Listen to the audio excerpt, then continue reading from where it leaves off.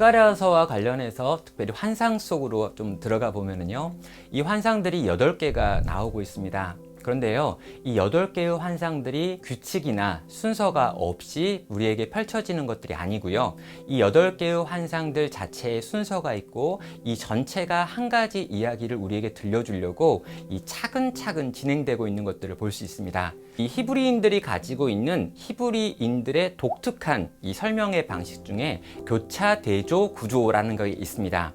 그래서 여기에 있는 이 구조를 보시면은요, 이 전체 이야기가 지금 이걸 향해 가고 있는구나 라고 살펴볼 수 있는 거죠.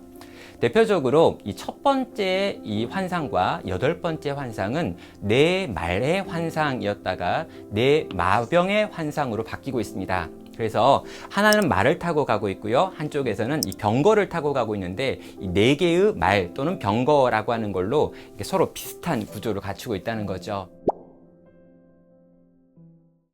자, 맨 처음 이야기는요, 이스라엘 백성들이 지금 있는 현재 상황이 화석류 나무라고 하는 아주 비참한 상태다, 깊은 밤 골짜기 가운데 있는 그런 상태다 라고 하는 걸 보여주면서 그곳에 찾아온 붉은 말을 타고 온 어떤 이가 있고요, 그런 이를 중심으로 위로받고 힘을 얻고 있는 모습을 보여줍니다. 자, 그랬던 이스라엘 백성들은요, 나중에 보면 이 거대한 군대가 돼가지고 세상을 향해 전쟁을 벌이는 민족으로 변화되어 있는 거죠. 또 그와 비슷하게 우리를 공격하는 네 뿔의 공격이 있는데요, 그 뿔의 공격으로부터 우리를 지켜주는 네 대장장이가 등장하지요. 그리고 뒷부분에도 우리 안에서 우리를 타락하게 만드는 이 에바와 이 에바 가운데 있는 여인의 이야기가 나오고 있습니다. 그렇듯 이 구조를 가지고 차근차근 우리로 하여금 어디론가 이 정점을 향해 가게 한다는 거죠. 그렇다면 이 구조의 중심에 무엇이 있느냐라고 물어볼 수 있겠죠. 이 구조의 중심에는 하나님의 백성을 대표하는 대제사장 여호수아의 더러워진 옷을 갈아입히는 장면이 있습니다.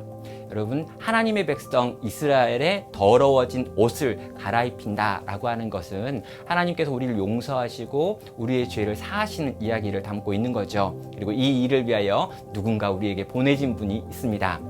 또 이런 우리가 어떤 존재가 되는가에 대해서 이야기하면서요, 우리 성령님을 의미하고 상징하는 이야기가 등장하죠. 황금으로 되어 있는 금촛대가 있고 그 금촛대 위에 기름이 공급되어지고 그 공급되어지는 기름을 보내고 있는 두 감람나무 이야기가 등장하는 겁니다.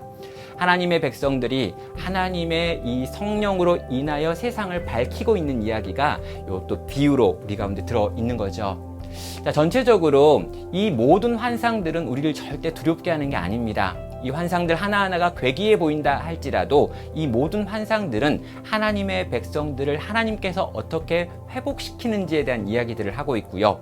이 이야기가 오늘 우리에게 적용된다면요, 우리가 지금 굉장히 어렵고 힘들고 이 땅의 교회들이 막막하고 답답한 시간을 살고 있다라고 하지만 그런 상황 가운데 놓여있는 하나님의 교회를 하나님께서 친히 오셔서 어떻게 회복시킬까에 대한 이야기를 하는 거죠. 그래서 그 유명한 이야기 여러분 기억하실 텐데요, 힘으로도 되지 아니하고 능력으로도 되지 아니하고 오직 여호와의 영으로 되느니라 라고 하는 요 메시지를 우리에게 들려주는 것입니다. 사랑하는 여러분, 정말 힘들고 어려울 때요, 우리가 무언가 꿈을 꿔야 합니다. 꿈을 꾸지 않으면요, 이 현실에 눈에 보이는 것들만 바라본다면요, 우린 답답해하고 낙심하고 절망하는 것으로 하루하루를 살 수밖에 없죠. 그럴 때 우리에게 필요한 건 하나님께서 만드신 하나님의 꿈입니다.